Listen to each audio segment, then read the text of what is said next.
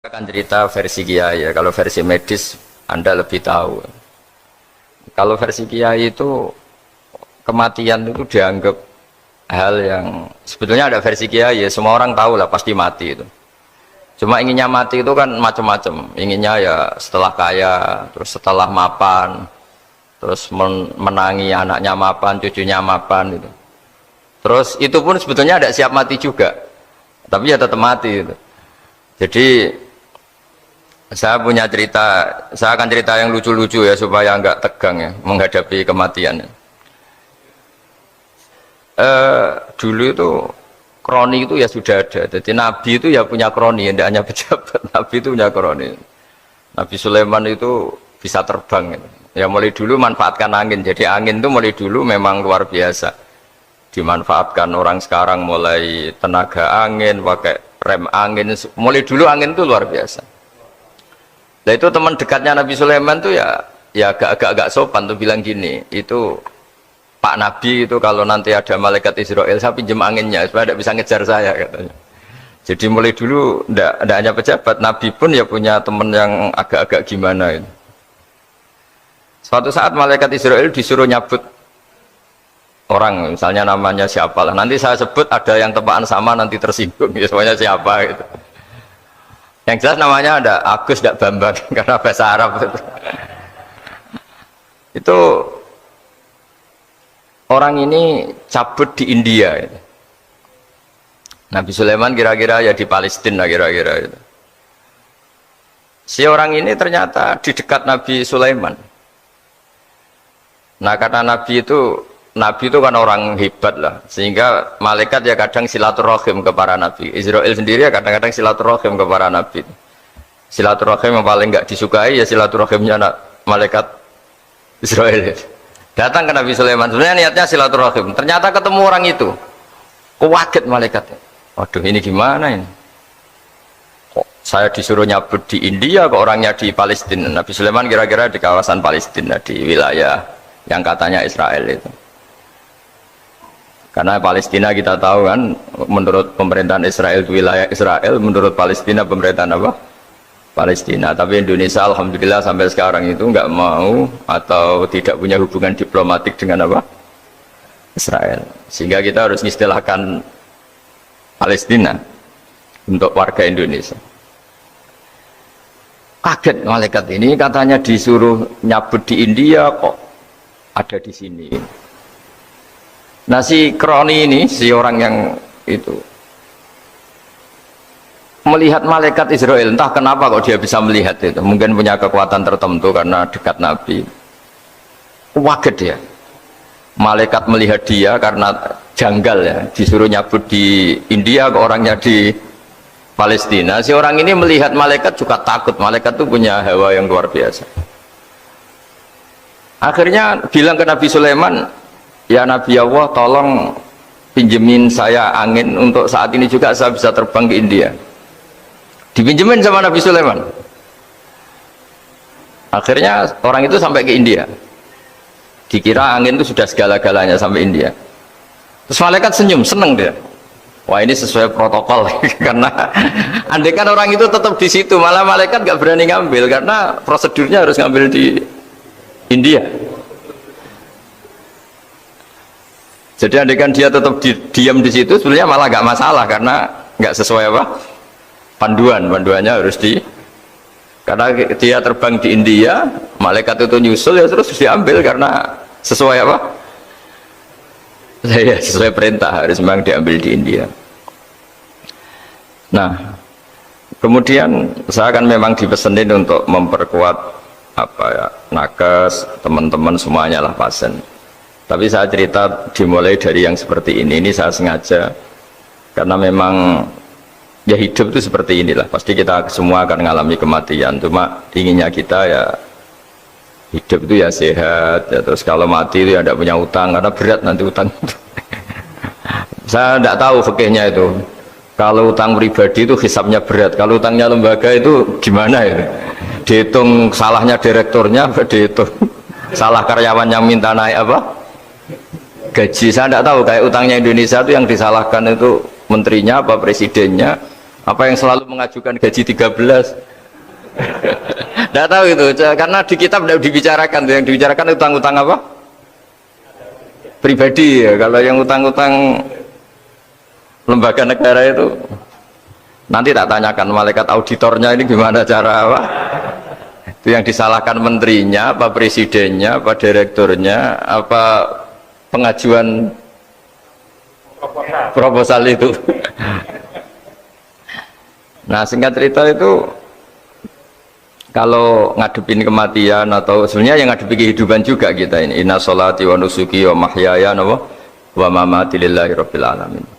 Saya bicara ilmunya kiai, misalnya si A itu sebenarnya sudah ditulis dia mati karena kecelakaan, yang satu ditulis mati karena sepuh, karena tua itu. Yang satu mati karena tersedak, yang satu mati karena ngelindur, mungkin yang satu mati karena tenggelam. Sehingga sebetulnya andaikan kita melihat Loh Mahfud, kita ini ya naif. Saya berkali-kali ngaji bilang, kadang kita ini takutnya sampai angking takutnya dari motor ngelamun, gara-gara ngelamun gitu. Andaikan malaikat tuh suka bully, kawan gitu. Kamu catatannya kecelakaan kok yang kamu takuti apa? Covid. Yang sejarah misalnya kita pernah hidup menanamkan kebencian sesama itu terus ke bawah. Anak cucu kita dikandani jogeman cocok wong iku musuh bapakmu mbahmu itu. Sehingga anak cucu itu dendamnya diwariskan. Wong dendam kok dia apa? Wariskan. Termasuk utang itu. Ketika kita jabat ingin rumah sakit ini mewah, pikiran yang kok isdadi, aku selera semikir direktur berikutnya. Itu tidak tahu itu nanti hisapnya ke siapa. Saya ulang lagi ya. Maka dalam satu ayat dikatakan laqad kunta fi ghaflatin min hadza fakashafna anka ghita'aka fabasarukal yauma hadid. Manusia ketika di dunia itu dianggap tidur. Tidur itu dengan tanda kutip itu bodoh. Bodoh itu tidak tahu. Fakashafna anka ghita'aka, nanti setelah kamu mati itu pinter. Tapi ketika Anda pinter sudah meninggal, sudah tidak bisa memperbaiki kesalahan-kesalahan kita. Nah kenapa kita dikatakan sekarang ini tidur? Karena kita ini sering menyaksikan sesuatu yang sebetulnya tidak ada hubungannya dengan kita. Tidak ada hubungannya dengan kebutuhan kita. Misalnya kita ngelamun, berkhayal, ingin hidup kaya raya, sejahtera, jabat, orang lain anak buah semua. Ternyata itu nggak penting ketika kita di akhirat. Yang penting adalah Anda meninggal dalam keadaan menghamba kepada Allah Subhanahu wa Ta'ala.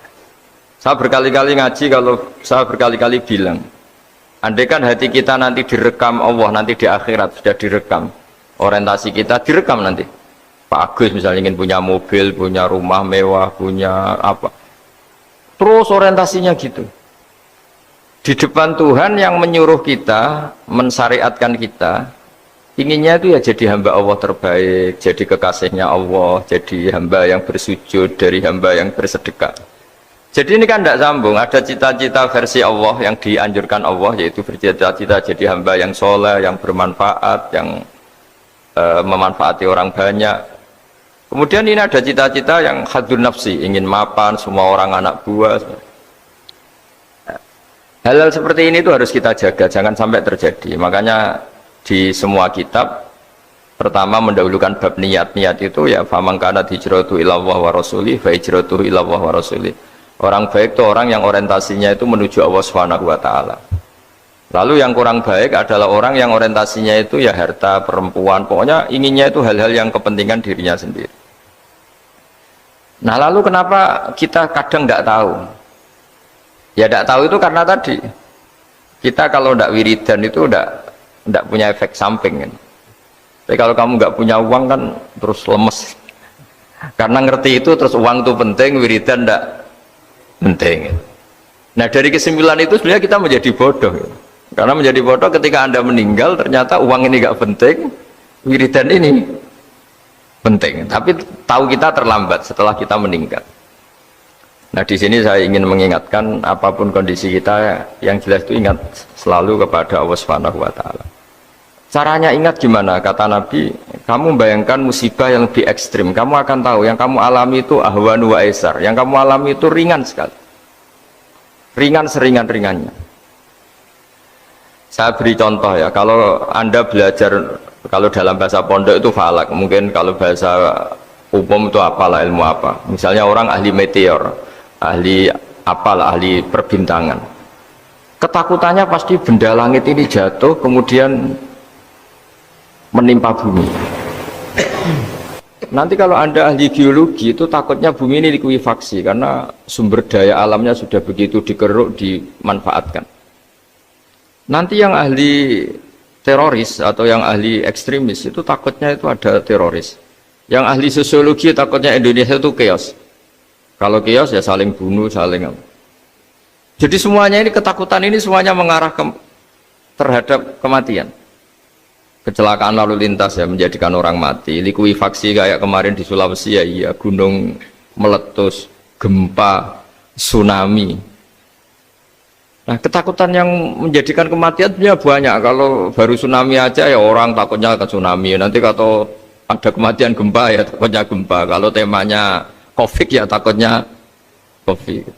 Terus kalau ada tetangga mati karena ngelindur ya baru gue nak turu hati-hati nggak nak mati ngelindur. Jadi, nah masalahnya kan kita nggak tahunya itu. Ya tadi takutnya COVID ternyata catatannya itu mati kecelakaan, takutnya kecelakaan ternyata matinya itu ngelindur, kan kita tidak pernah tahu. Dari tidak pernah tahu itu kemudian agama datang dengan anjuran sudahlah kamu tawakal bahwa semua urusan kamu di tangan Allah Subhanahu wa taala. Inna sholati wa nusuki wa mahyaya wa mamati lillahi rabbil alamin la syarikalah. Yes, ibadah kita, sholat kita, hidup kita, mati kita semua di tangan Allah Subhanahu wa taala. Sehingga dengan berpikir begini ini melihat COVID itu ya kayak melihat potensi kematian yang lain, kayak karena gempa, likuifaksi, kecelakaan, karena ngelindur, karena macam-macam. Kenapa saya membuat atau menyarankan ya supaya orang berpikir demikian, supaya bersyukur bahwa kita ini dihimpit, disekelilingi penyebab kematian tadi. Kalau kita ahli meteorologi mungkin takutnya itu asteroid jatuh, terus kemudian meteor jatuh yang nggak habis digesek oleh sistem alam, terus macam-macam. Yang ahli gempa juga takutnya gempa, yang ahli tsunami takutnya tsunami, yang ahli sosial takutnya Indonesia chaos, kemudian saling apa? Bunuh, saling apa dan sebagainya dan sebagainya. Nah, dengan keadaan seperti ini kita ini baik sekali. Bukan sekedar baik sekali, kita tidak mengalami chaos sosial, kita tidak mengalami likuifaksi, kita tidak mengalami benturan benda langit di bumi kita. Karena itu sekali terjadi, bukan 1-2 lagi, tapi habis seluruh Indonesia, mungkin seluruh dunia. Nah, di sini cara Allah membuat kita selalu bersyukur bahwa hal-hal itu tidak terjadi. Jadi ada sebuah ayat yang Allah selalu mengingatkan, Aamintum man fis sama ayakhsifa bikumul ardo fa idza hiya tamur. Kamu boleh sekali-kali berpikir bumi ini justru potensinya itu likuifaksi, potensinya itu hancur karena di bawah itu ada magma, ada apa minyak, ada macam-macam. Ini kan di bawah ini kan ngerongkong cara Jawa itu karena diambilin terus. Piro-piro diambil ya ini ya ono masih bisa dipakai. Belum sistem bumi sendiri, wafil arti kita mutajawirat, bumi sendiri itu berupa lempengan-lempengan. Setiap saat itu potensinya geser, sekali geser ya jadi gempa itu. Terus belum benda langit yang potensinya juga jatuh, sekali jatuh ya habis kita. Jadi yang kita ini dikepung sekian potensi yang bisa menghancurkan kita. Tapi nyatanya mulai Nabi Adam sampai sekarang tuh ada kehidupan, ada khayal. Sing Joko yang kepengen payu rabi, mungkin sing wis payu rabi ya mbah kepengen mbah roh. Macam-macam lah. Tapi yang jelas itu wong dikepung kematian kok ya khayalnya masih tinggi gitu. Lah nggak pernah ngayal ya orang yang utang ditagih itu, gak kober ngayal. Soalnya wedine tanggal kredit itu. Tapi ini saya cerita supaya orang Indonesia itu ngerti lah bahwa yang ngepung kita itu tidak hanya COVID, banyak. Makanya orang Arab itu kalau ngendikan itu wa malam yamut bisayfi mata bi khairihi ta'addadatil asbab wal maut wahidu. Karena orang Arab itu kan dulu Arab sebelum Islam itu kan satu kabilah nyerang kabilah yang lain. Wah itu kan harus butuh orang-orang tangguh karena dulu sistem rezekinya kayak sistem Indonesia dulu lah, kerajaan ini nyerang ini supaya satu kerajaan punya eksistensi harus mengalahkan kerajaan yang lain. Bahkan cerita-cerita itu sama lah di Indonesia di mana-mana. Nah itu pemuda-pemuda yang gagah berani itu karena punya pegangan tadi. Wa man lam yamut bisayfi toh mata biwirihi. Kalau kamu tidak mati di medan perang ya tetap aja mati juga. Sehingga mereka kendel gitu kata cerita orang dulu. Ta'addadatil asbabu wal mautu wahidu. Sebab kematian bisa macam-macam, tapi kesimpulannya tetap saja namanya mati. Lalu Islam itu mengajarkan aksiru min dzikri hadhimil ladzat. Kamu harus banyak ingat mati. Tapi uniknya Islam itu menyuruh ingat mati itu disuruh justru semangat hidup. Karena kita butuh bekal itu. Jadi kalau kamu ingat mati itu jangan terus loyo, terus nunggu takdir mati itu enggak, malah disuruh semangat. Nah, tenaga medis semangat mengobati pasien, yang pasien juga semangat mensupport dirinya supaya punya keberanian hidup. Dorong Jawa nunggoni anak, nunggoni putu. Kalau saya sebagai kiai ya nunggoni santri, nunggoni umat. Jadi ingat mati itu justru dengan cara mencintai hidup. Karena hidup ini adalah bekal kita untuk sanggup ketemu Allah Subhanahu wa taala. Kadang-kadang bekal itu mudah sekali. Ada orang nakal gara-gara minumin anjing yang baru haus, sama Allah dimaafkan.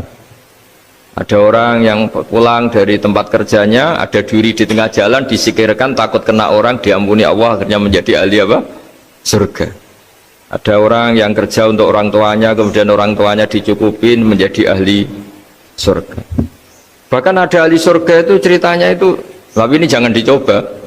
Ada orang sudah jelas niat nyon sewu, niat zina, sudah tinggal itu terus mikir dia, saat itu takut Allah gak jadi, barokahnya gak jadi langsung dia jadi ahli surga. Sarannya gak jadi loh ya. Tapi ya tidak usah dicoba. Itu kalau keterusan masalah. Jadi Islam itu menganjurkan ingat mati, tapi justru dengan cara mencintai kehidupan. Karena yang jadi referensi Allah nanti di akhirat adalah perilaku kita, amal kita zaman apa? Hidup. Jadi disuruh ingat mati, tapi justru dengan cara sangat mencintai apa? Kehidupan.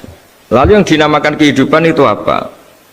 Ya kita-kita ini, ada yang mengkhidmati agama, mengkhidmati orang sakit, mengkhidmati itu ya berbakti, membantu, ada yang nata lalu lintas, ada yang nata keamanan kayak Pak Polisi, ada yang nata keuangan kayak Kemenku, macam-macam. Semuanya harus kita cintai, profesi-profesi yang oleh Islam dianjurkan untuk kita nekuni itu. Jadi saya mohon lewat cerita ini orang itu tidak fokus takut COVID. Kasihan COVID kan jadi tersangka pembunuh sini. Padahal di kampung-kampung orang lugu-lugu yang saking nggak ngertinya itu kalau dikasih sumbangan itu katanya itu salam neng COVID matur nuwun. Itu ribet kalau orang lugu-lugu itu. Dikira COVID itu satu makhluk atau manusia yang apa? Nyumbang itu. Jadi saya mohon semohon-mohonnya, minta seminta-mintanya, sampean harus ngitung nikmat lah. Dengan sistem meteor seperti itu di langit tidak jatuh ke kita, sistem bumi yang sudah ngerongkong gini tidak likuifaksi, terus di dunia ini banyak kimia, banyak racun itu kalau misalnya meledak kemudian dibawa angin mungkin matinya lebih masalah. Ternyata semua itu nggak terjadi. Artinya nikmat yang sekarang kita dapatkan, kita nikmati sekarang itu jauh lebih besar ketimbang ketakutan kita. Nah, ini Islam selalu menganjurkan fadzkuru ala Allah la'allakum tuflihun. Selalu ingat sisi-sisi nikmatnya Allah. Kamu jangan hanya sisi wah kita dikepung COVID, kita punya istri judes, punya anak nggak nurut, punya atasan sadis, punya anak buah nggak loyal. Kalau gitu terus ya kamu nggak berani hidup. Yang diingat masalah terus. Itu salah, hidup seperti itu salah menurut Islam. Yang Islam menganjurkan fadzkuru ala Allah, kamu ingat sisi-sisi nikmatnya Allah, bukan sisi-sisi kita hidup itu diuji. Saya punya sekian cerita ulama-ulama yang unik yang punya nasihat itu. Jadi ada orang kaya raya dulu temannya banyak, anak buahnya banyak. Suatu saat dia miskin terus gak ada yang berkunjung. Terus dia ngeluh, curhat ke ulama itu. Ketika saya kaya yang berkunjung banyak, ketika saya miskin kok nggak ada yang berkunjung, kurang ajar betul teman-teman saya. Terus kata kiai itu lucu kalau yang ada nih, ya bagus gitu dong ketika anda miskin tidak ada yang berkunjung. Loh kok bisa? Ya misalnya kamu sekarang jadi buruhnya orang, pas disuruh-suruh dibentak-bentak, terus teman kamu udah datang, malah kamu jadi tontonan toh.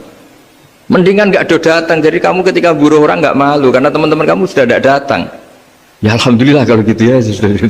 Jadi dulu satu hal yang dia dulu nganggap problem, loh ya kan kalau kamu misalnya dulu kaya temannya banyak jabat terus yang takut banyak, ketika sudah miskin Yun Sawu jadi buruhnya orang disuruh-suruh, terus teman kamu tetap do datang.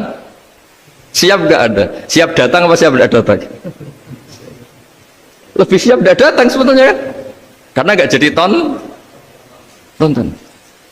Akhirnya dia sadar. Ya gitu kalau dikeluhin istri saya ini judes ya sering marahin gini-gini. Ya bagus dong marahin kamu. Kalau marahin tetangga malah masalah.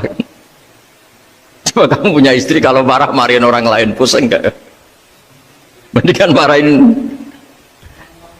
Jadi pokoknya dilatih terus. Lama-lama dia bersyukur. Nah termasuk cara kita melihat kehidupan. Ada doa Rasulullah SAW yang luar biasa. Ya Allah, jadikan kehidupan ini sebagai penambahan saya untuk berbuat baik. Wal mauta rohatan li min kulli syarrin. Kalau engkau takdir mati, ya anggap mawon ini mati itu berakhirnya semua potensi keburukan saya.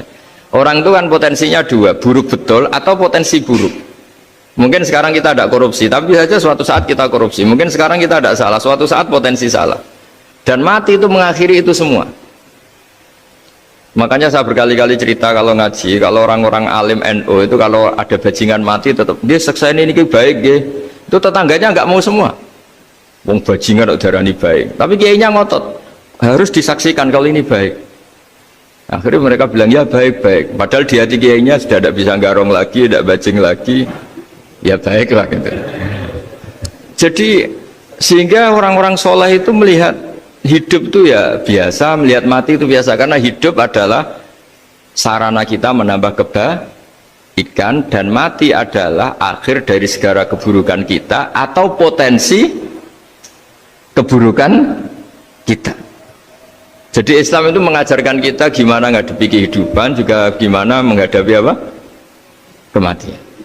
Jadi saya ulang lagi, itu ajaran-ajaran Islam yang luar biasa. Jadi ij'alil hayata ziyadatan li fi kulli khairin wal mauta rohatan li min kulli syarrin. Jadi hidup menambah kebaikan, kalau kita mati anggap saja mengakhiri semua buruk kita kalau kita sedang buruk atau potensi keburukan kita.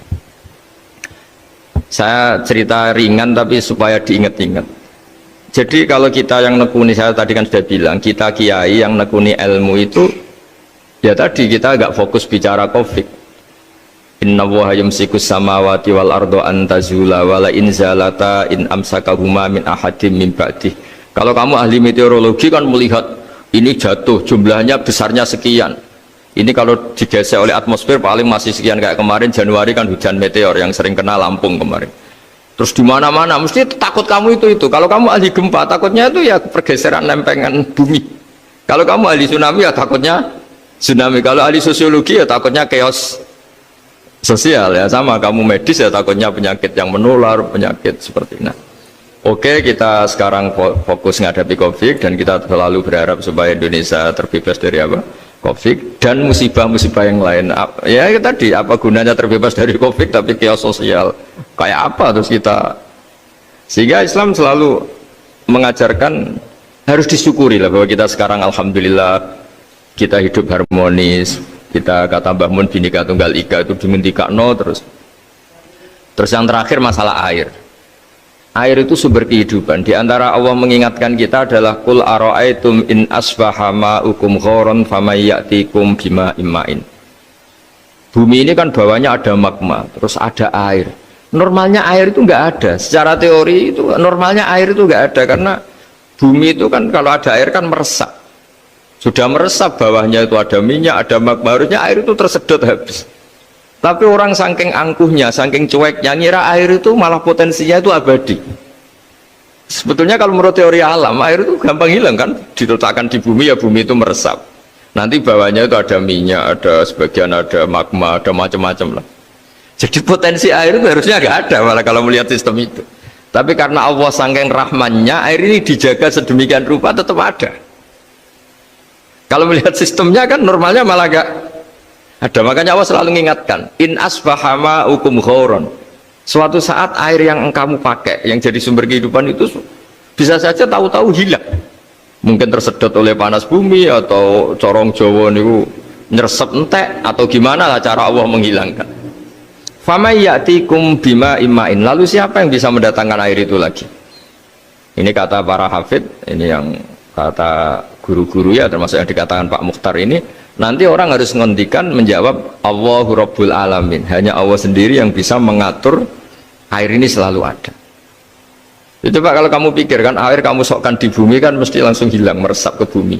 Bumi ada bawahnya lagi, ada bawahnya lagi, dan mungkin bukan yang paling bawah mungkin tomak, harusnya itu nggak ada.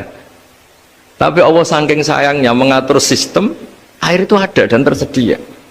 Tapi ketika orang terlalu cuek dan angkuh sampai lupa syukur tersedianya apa? Air itu Allah mengingatkan, disuruh bayangkan, kul aro'aitum, coba bayangkan kalau in asbaha ma'ukum ghauran. Tadi kan ada khataman ya, saya ikut, terima kasih. Bayangkan kalau air suatu saat itu ghauran, menjadi hilang. Fama ya'tikum bima imai. Jadi saya tidak bisa spesifik memberi nasihat tentang kopi karena ya tadi yang bisa membunuh kita ini banyak. Ya, tsunami ya bisa bunuh, gempa bisa bunuh, likuifaksi bisa bunuh, jatuhnya benda lain kita bisa bunuh, takut tanggal utang kaget ya bisa bunuh. Macam-macam, semacam-macam lah, ngelindur ya. Kemarin mudik aja, yang sebelum tertata rapi aja mudik aja berapa kemarin, kalau ada apa mudik lebaran yang tahun berapa, 3 tahun yang lalu apa 4 tahun yang lalu dulu. Jadi saya mohon, ketakutan kita adalah yang hakikat adalah takut jadi hamba yang tidak baik. Itu yang harus jadi ketakutan sejati. Takut kita di mata Allah tidak jadi hamba yang baik, sehingga kita jauh dari Allah Subhanahu wa ta'ala. Karena cita-cita terbesar kita dan cita-cita terbaik kita adalah jadi hamba yang diridhoi Allah Subhanahu wa ta'ala. Sebaliknya ketakutan kita sejati adalah takut su'ul khotimah, takut jadi hamba yang tidak baik. Kita inginnya adalah assalamu alaina wa ala ibadillahis sholihin. Yang berhak mendapat keselamatan dunia akhirat adalah orang-orang atau hamba-hamba yang soleh. Ya tadi, untuk menjadi soleh itu gampang di Islam itu. Tenaga medis nolong pasien ya ibadah, pasien husnudzon sama dokter ya ibadah, mengelola hidup, ingin hidup ya ibadah, anak ngurus istri, pokoknya anak yang ngurus keluarganya juga ibadah. Semuanya itu di Islam itu asal tidak maksiat itu dianggap apa? Ibadah. Dan untuk orang menjadi kekasihnya Allah kayak tadi, ada orang yang karena ngerawat hewan dijadikan walinya Allah, menghilangkan apa duri atau pengganggu di jalan jadi kekasih Allah. Itu cerita-cerita itu semuanya ringan. Bahkan tadi ada yang cerita sekedar ingin maksiat dan tidak jadi. Dalam Islam itu kan gitu, orang yang merencanakan maksiat kemudian tidak jadi, itu ditulis pahala. Jadi gampang sekali untuk menjadi orang soleh dalam apa? Islam. Kalau tidak bisa itu semua, kata Nabi, takufus syarroka anin nas fa inna sadaqatun minka ala nafsik. Kalau tidak bisa berbuat baik sama orang lain, yang penting tidak mengganggu orang lain. Terus kan enak turu ning omah ngelamun bengak-bengok dhewe aja banter-banter, tapi nak bengok-bengok banter-banter kan ganggu tangga. Itu asal tidak ganggu orang lain. Takufus syarroka anin nas. Kamu jangan sampai efek buruk kamu berakibat pada orang lain. Itu juga fa inna sadaqatun minka ala nafsik. Itu ya bagian dari sedekah kamu. Taruh saja misalnya kalau secara ilmu medis, misalnya kita ini kok dinyatakan positif COVID, secara ilmu medis nggak boleh ketemu orang lain, terus kamu diisolasi. Kamu niatin ketika diisolasi itu tidak menularkan bahaya kepada orang lain. Itu juga ibadah. Jadi ibadah itu gampang sekali, mudah sekali. Karena agama ini yuridu wa bikumul yusra wala yuridu bikumul usra. Agama ini mudah, bukan sulit. Ya, mohon maaf tadi saya nggak bisa datang yang jam 11 karena saya tadi malam hormat di Jogja, acara 7 harinya Kiai Jatabek, tadi pagi baru datang. Tapi saya mohon pokoknya yang seneng ya hidup itu, yang seneng diberi kesempatan hidup sampai sekarang itu yang seneng. Jangan karena teman kamu meninggal terus seakan-akan ini teman saya meninggal, paling saya besok. Kok kamu tahu? Nyatanya besok hidup lagi, besoknya ya hidup lagi, sampai sekarang ya masih hidup. Sudahlah, mensyukuri yang ada. Jadi sudah, saya mohon, syukur itu penting. La in syakartum lazidanakum. Justru dengan kita syukur itu insya Allah segalanya akan tambah baik, tambah apa? Baik. Nggih, matur nuwun, ngapunten ingkang kathah. Assalamualaikum warahmatullahi wabarakatuh.